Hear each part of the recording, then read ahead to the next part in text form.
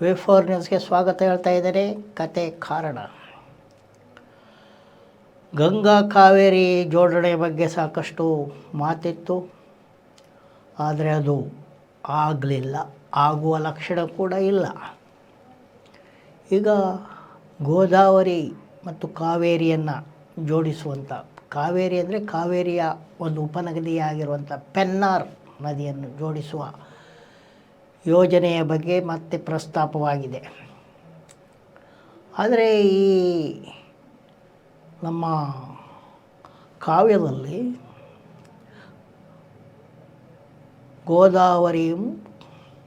ಕಾವೇರಿಯಂ ಗೋದಾವರಿವರೆಗಿರ್ತ ನಾಡದ ಕರ್ನಾಟಕದೋಳು ಅಂತಿದೆ. ಅಂದರೆ ಕಾವೇರಿಯಿಂದ ಗೋದಾವರಿವರೆಗೆ ಕರ್ನಾಟಕ ಇತ್ತು ಅಂತ ಒಂದು ಮಾತು. ಆದರೆ ಕರ್ನಾಟಕದ ಸಾಮ್ರಾಜ್ಯಗಳು ಕಾವೇರಿಯಿಂದ ಗೋದಾವರಿವರೆಗೆ ಇದ್ದು, ಆದರೆ ಕನ್ನಡ ರಾಜ್ಯ ಇಲ್ಲವೇ ಕನ್ನಡಿಗರೇ ಗೋದಾವರಿಗಳವರೆಗೆ ಇದ್ದರು ಎನ್ನುವುದರ ಬಗ್ಗೆ ಯಾವುದೇ ಸಾಕ್ಷ್ಯ ಇಲ್ಲ. ಗೋದಾವರಿ ಭಾರತದ ಎರಡನೇ ಅತಿ ದೊಡ್ಡ ನದಿ ಮತ್ತು ಸಾಕಷ್ಟು ನೀರು ಹರಿಯುವಂಥ ನದಿಯಾಗಿದೆ. ಈ ನದಿಯನ್ನು ತೆಂಕಣದ ನದಿಗಳೊಂದಿಗೆ ಜೋಡಿಸುವ ಯೋಜನೆಯ ಬಗ್ಗೆಗೆ ಛತ್ತೀಸ್ಗಢ ಮತ್ತು ಒಡಿಶಾ ರಾಜ್ಯಗಳಲ್ಲೂ ಸಹಮತ ತೋರಿಸಿಲ್ಲ. ಯಾಕಂತೇಳಿದರೆ ಒಡಿಶಾಕ್ಕೆ ಕೂಡ ಗೋದಾವರಿಯ ನದಿಯ ನೀರು ಪ್ರಮುಖವಾಗ್ತದೆ, ಛತ್ತೀಸ್ಗಢಕ್ಕೆ ಕೂಡ ಸ್ವಲ್ಪ ಮಟ್ಟಿಗೆ ಗೋದಾವರಿಯ ನೀರು ಮುಖ್ಯವಾಗ್ತದೆ. ಆದ್ದರಿಂದ ಈ ಗೋದಾವರಿಯನ್ನು ಪೆನ್ನಾರ್ಗೆ ಸೇರಿಸುವಾಗ ಕೃಷ್ಣಾ ನದಿ ಕೂಡ ಅದರಲ್ಲಿ ಸೇರ್ತದೆ. ಕೃಷ್ಣಾ ನದಿಯನ್ನು ಸೇರಿಕೊಂಡೇ ಅದು ಕೆಳಗಡೆ ಬರಬೇಕು. ಕೃಷ್ಣಾ ನದಿಯ ವಿವಾದ ಕರ್ನಾಟಕದ ಜೊತೆಗೆ ಸ್ವಲ್ಪ ಮಟ್ಟಿಗೆ ಮಹಾರಾಷ್ಟ್ರದ ಜೊತೆಗೆ ಇದೆ. ಆಂಧ್ರ ಮತ್ತು ಈಗ ಎರಡು ರಾಜ್ಯಗಳಾಗಿರುವಂಥ ಆಂಧ್ರ ತೆಲಂಗಾಣಗಳು ಕರ್ನಾಟಕದೊಂದಿಗೆ ನೀರಿನ ಲೆಕ್ಕಾಚಾರದ ಬಗೆಗೆ ಜಗಳವನ್ನು ಇನ್ನೂ ಕೂಡ ಮುಂದುವರಿಸಿವೆ. ಇಂಥ ಹೊತ್ತಿನಲ್ಲಿ ಯಾವ ರೀತಿಯಲ್ಲಿ ಈ ನದಿ ಜೋಡಣೆ ಸಾಧ್ಯವಾದೀತು? ಪೆನ್ನಾರ್ ನದಿಯನ್ನು ಕಾವೇರಿಯೇ ಬರುವಂಥದ್ದು ಪೆನ್ನಾರ್ಗೆ ಜೋಡಣೆಯಾದಲ್ಲಿ ಈ ಗೋದಾವರಿ ನದಿ ಅದರಿಂದ ಲಾಭವಾಗುವುದು ತಮಿಳುನಾಡಿಗೆ ಮಾತ್ರ ಅನ್ನುವಂಥದ್ದು ಒಂದು ಸೂಕ್ಷ್ಮ ವಿಚಾರ. ಅದನ್ನು ಬಿಟ್ಟರೆ ಕರ್ನಾಟಕಕ್ಕೆ ಕೂಡ ಅದರಲ್ಲಿ ಲಾಭವಿಲ್ಲ. ನಾನು ಭಾಳ ಹಿಂದೆ ಬರೆದದ್ದಿದೆ, ಗಂಗಾ ಕಾವೇರಿ ಜೋಡಣೆ ಆದರೆ ಕರ್ನಾಟಕಕ್ಕೆ ಲಾಭವಿಲ್ಲ ಅಂತ. ಯಾಕೆ ಲಾಭ ಇಲ್ಲ ಅಂತ ಹೇಳಿದರೆ, ಗಂಗಾ ಕಾವೇರಿಯನ್ನು ಜೋಡಣೆ ಮಾಡುವಾಗ ಅವರು ದಕ್ಕನ್ ಪ್ರಸ್ಥಭೂಮಿಯನ್ನು ಅಗೆದು ನದಿ ಜೋಡಣೆ ಮಾಡಲಿಕ್ಕೆ ಆಗೋದಿಲ್ಲ. ಅವರು ಮೂಡಣ ಭಾಗದಲ್ಲಿ ನದಿ ಜೋಡಣೆ ಮಾಡಬೇಕು. ಮೂಡಣ ಭಾಗದಲ್ಲಿ ಅಂತೇಳಿದರೆ ಕರ್ನಾಟಕದ ಆಚೆಗೆ ನದಿ ಜೋಡಣೆ ಆಗ್ತದೆ. ಇದರಿಂದ ಕರ್ನಾಟಕಕ್ಕೆ ಯಾವುದೇ ರೀತಿಯ ಲಾಭ ಇಲ್ಲ. ಹಾಗಾಗಿ ಇದೊಂದು ಪ್ರಶ್ನಾರ್ಹ ಯೋಜನೆ ಆಗಿದೆ.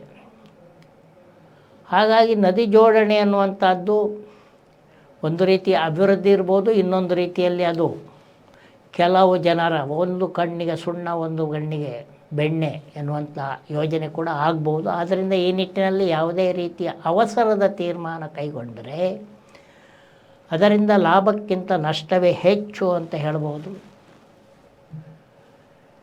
ಇನ್ನು ನಮ್ಮ ಹೊಸ ವರುಷ ಬೇರೆ ಬೇರೆ ಕಡೆ ಬೇರೆ ಬೇರೆ ಅನಾಹುತಗಳನ್ನು ಕೂಡ ಮಾಡಿದೆ. ಅಮೆರಿಕ ಸಂಯುಕ್ತ ಸಂಸ್ಥಾನ ನ್ಯೂ ಆರ್ಲಿಯನ್ಸ್ನಲ್ಲಿ ಒಬ್ಬ ಲಾರಿಯನ್ನೇ ಹೊಸ ವರ್ಷದ ಆಚರಣೆಯಲ್ಲಿ ಮುಳುಗಿದ್ದವರ ಮೇಲೆ ನುಗ್ಗಿಸಿದ್ದಾನೆ. ಇದರಲ್ಲಿ 10ಕ್ಕೂ ಹೆಚ್ಚು ಜನ ಸತ್ತಿದ್ದಾರೆ, 35ಕ್ಕೂ ಹೆಚ್ಚು ಜನ ಗಾಯಗೊಂಡಿದ್ದಾರೆ. ಉದ್ದೇಶಪೂರ್ವಕವಾಗಿ ಲಾರಿಯನ್ನು ನುಗ್ಗಿಸಿದ ಈ ವ್ಯಕ್ತಿ ಅನಂತರ ಏನು ಮಾಡಿದ್ದಾನಂತ ಹೇಳಿದರೆ, ಪೊಲೀಸರಿಂದ ತಪ್ಪಿಸಿಕೊಂಡು ಹೋಗಲು ಎಲ್ಲರ ಮೇಲೆ ಗುಂಡುಗಳನ್ನು ಹಾರಿಸಿದ್ದಾನೆ. ಹಾಗಾಗಿ ಹೊಸ ವರುಷ ಕೆಲವು ಕಡೆ ಕರಾಳವಾಗಿ, ಕೆಲವರ ಕೊಲೆಯಲ್ಲಿ ಕೊನೆಗೊಂಡಿದೆ ಅಂತ ಹೇಳ್ಬೋದು. ಹಾಗಾಗಿ ಹೊಸ ವರುಷ ಅನ್ನುವಂಥದ್ದು ಎಲ್ಲರಿಗೂ ಹರ್ಷದಾಯಕವಾಗಿರಲಿಲ್ಲ ಅನ್ನುವಂಥದ್ದು.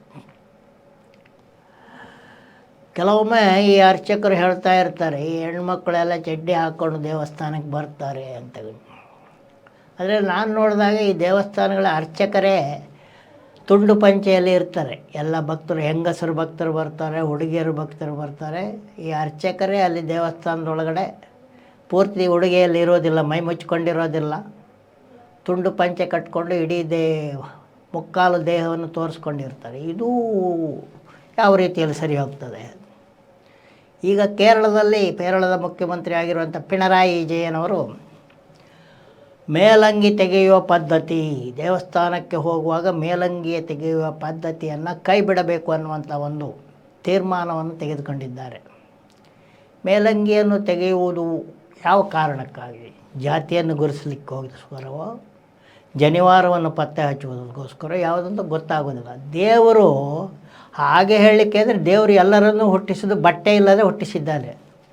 ದೇವ್ರ ಹತ್ರ ಹೋಗುವಾಗ ಬಟ್ಟೆ ಇಲ್ಲದೆ ಹೋಗಬೇಕಾಗ್ತದೆ. ಅಂಥ ತೀರ್ಮಾನವನ್ನು ಕೂಡ ತೆಗೆದುಕೊಳ್ಬೋದು. ಅದು ಯಾವುದು ಒಳ್ಳೆಯ? ದೇವರು ನಿಮ್ಮನ್ನು ಬತ್ತಲಾಗಿ ಹುಟ್ಟಿಸಿ, ನೀವು ಸತ್ತ ಮೇಲೆ ಕೂಡ ಬತ್ತಲಾಗಿ ಹೋಗ್ತಾರೆ. ಮಧ್ಯದಲ್ಲಿ ಏನೋ ನೀವೇ ಮಾಡಿಕೊಂಡಿರೋ ನಿಯಮದಂತೆ ಬಟ್ಟೆಯನ್ನು ತೊಡ್ತಾರೆ. ಅದಕ್ಕೆ ಬೇರೆ ಬೇರೆ ನಿಯಮವನ್ನು ಮಾಡುವಂಥದ್ದು ಮೂರ್ಖತನ. ಸಮಾಜದಲ್ಲಿ ಒಳ್ಳೆಯ ರೀತಿಯಲ್ಲಿ ಕಾಣುವಂಥ ಉಡುಗೆಯನ್ನು ಧರಿಸುವುದು ಮಾತ್ರ ಒಂದು ನಿಯಮ. ಅದೇ ಧರಿಸಬೇಕು, ಇದೇ ಧರಿಸಬೇಕು ಅನ್ನುವಂಥದ್ದು ದೊಡ್ಡ ಮೂರ್ಖತನ ಅಂತ ಹೇಳ್ಬೋದು. ಪಿಣರಾಯಿ ವಿಜಯನ್ ಇನ್ನೊಂದು ವಿಷಯವನ್ನು ಕೂಡ ಹೇಳಿದ್ದಾರೆ. ನಾರಾಯಣ ಗುರುಗಳು ಸುಧಾರಣವಾದಿ ಸಂತ ಗುರುಗಳು, ಆದರೆ ಅವರು ದೊಡ್ಡ ಹಿಂದೂ ಗುರುಗಳು ಅನ್ನುವಂಥ ರೀತಿಯಲ್ಲಿ BJPಯವರು ಸುಳ್ಳು ಪ್ರಚಾರ ಮಾಡ್ತಾ ಇದ್ದಾರೆ. BJPಯವರು ಚುನಾವಣೆಯಲ್ಲಿ ಲಾಭ ಪಡೆಯಲು ಸುಳ್ಳು ಪ್ರಚಾರವನ್ನು ಮೊದಲಿಂದಲೂ ಮಾಡ್ತಾ ಇದ್ದಾರೆ. ಕೇರಳದಲ್ಲಿ ಕೂಡ ನಾರಾಯಣ ಗುರುಗಳ ಶಿಷ್ಯಗಳನ್ನು ಒಡೆದು ತಮ್ಮ ಪಕ್ಷವನ್ನು ಗಟ್ಟಿಗೊಳಿಸಲು ಈ ರೀತಿ ಹೇಳಿಕೆಗಳು ನೋಡ್ತಾರೆ. ಆಗ ನೋಡಿದರೆ ಕೇರಳದಲ್ಲಿ ಕ್ರಿಶ್ಚಿಯನ್ರು ಕೂಡ ಸಾಕಷ್ಟು ಜನ BJPಗೆ ಹೋಗಿದ್ದಾರೆ. ಕಳೆದ ವಾರ ಕಾಸರಗೋಡಿನ ಹತ್ತಿರ ಒಂದು RSS ಸಭೆ ನಡೀತು. ಅದರಲ್ಲಿ ಪಾಲ್ಗೊಂಡಂಥ ಪಾದರಿಯಾರೊಬ್ಬರು BJPಯಿಂದ ಧಾರ್ಮಿಕ ಉನ್ನತಿ ಸಾಧ್ಯ ಅಂತ, ಯಾವ ಧಾರ್ಮಿಕ ಉನ್ನತಿ ಅಂತ ಅವ್ರು ಹೇಳಲಿಲ್ಲ. ಇದು ಪತ್ರಿಕೆಗಳಲ್ಲಿ ವರದಿಯಾಗಿರುವಂಥ ಸುದ್ದಿ. ಹಾಗಾಗಿ ಧರ್ಮ ಮತ್ತು ರಾಜಕೀಯ ಹೊಸ ವಿಷಯ ಏನಲ್ಲ. ಇದು ಪುರಾತನ ಕಾಲದಿಂದಲೂ, ಇತಿಹಾಸ ಕಾಲದಿಂದಲೂ. ಮಹಾಭಾರತಕ್ಕೆ ಹೋದರೆ ಧರ್ಮ ರಕ್ಷಣೆಗೋಸ್ಕರ ರಾಜಕೀಯ ಅಂತ ಕೃಷ್ಣನೇ ಹೇಳ್ತಾನೆ,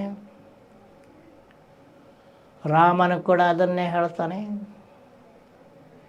ಭಗವದ್ಗೀತೆಯಲ್ಲೂ ಅದೇ ಹೇಳಲಾಗಿದೆ.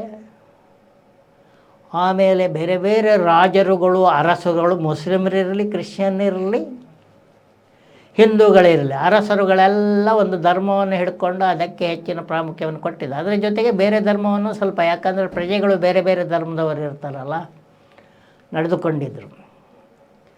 ಹಾಗಾಗಿ ಈ ರಾಜಕೀಯದ ಜೊತೆಗೆ ಧರ್ಮ ಹೊಸದಲ್ಲ, ಆದರೆ ಧರ್ಮವನ್ನು ದುರುಪಯೋಗಿ ಮಾಡಿಕೊಳ್ಳುವಂಥದ್ದು ವಸ್ತು. ಹಿಂದಿನ ಅರಸರ ಕಾಲ ಈಗಲ್ಲ, ಇದು ಪ್ರಜಾಪ್ರಭುತ್ವ ಕಾಲ, ಜನರಿಂದ ಚುನಾಯಿತರಾಗುವಂಥ ಸರ್ಕಾರ. ಇಂಥ ಕಾಲದಲ್ಲಿ ಈ ರೀತಿ ನಡೆಯಬಾರದು ಎನ್ನುವಂಥದ್ದು ಹೇಳಬೇಕಾದಂಥ. ಇನ್ನು ಜನಾಂಗ ನಿನ್ನೆ ಜನವರಿ 1ರಂದು ಜಗತ್ತಿನಾದ್ಯಂತ 30 ಕೋಟಿ ಮಕ್ಕಳು ಹುಟ್ಟಿದ್ದಾರೆ. ಒಂದೇ ದಿವಸ 30 ಕೋಟಿ ಮಕ್ಕಳು, 30 ಲಕ್ಷ, ಒಂದೇ ದಿನದಲ್ಲಿ 30 ಲಕ್ಷ ಮಕ್ಕಳು ಹುಟ್ಟಿದ್ದಾರೆ ಜನವರಿ 1ರಂದು.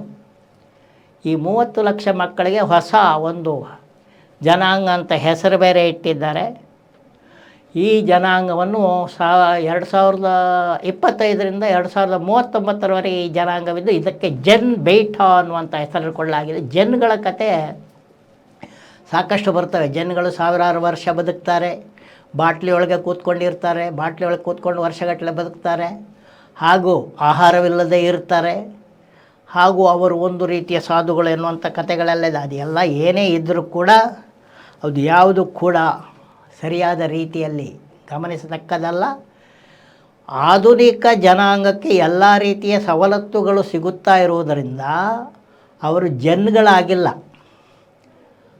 ಹೆಚ್ಚೆಚ್ಚು ಆಧುನಿಕ ತಂತ್ರಜ್ಞಾನವನ್ನು ದುರುಪಯೋಗಪಡಿಸಿಕೊಳ್ಳುವವರಾಗಿ ಬೆಳೆಯುತ್ತಿದ್ದಾರೆ ಎನ್ನುವುದನ್ನು ನಮಗೆ ಗಮನದಲ್ಲಿ ಇರಬೇಕು ಅಂತ ಹೇಳ್ತಾ ಕತೆ ಕಾರಣಕ್ಕೆ ಒಂದು ವಿರಾಮವನ್ನು ಹಾಕಿ ನೋಡ್ತಾ ಇರಿ V4 ನ್ಯೂಸ್. ಹಾಗೂ ನಮ್ಮ ಯೂಟ್ಯೂಬ್ ಚಾನಲ್ಗೆ ತಾವೆಲ್ಲ ಸದಸ್ಯರಾಗಿ ಎಂದು ಹೇಳ್ತಾ ಮಾಡ್ತಾಯಿದ್ದೀನಿ. ತಮಗೆಲ್ಲ ಒಂದು ದೊಡ್ಡ ನಮಸ್ಕಾರ.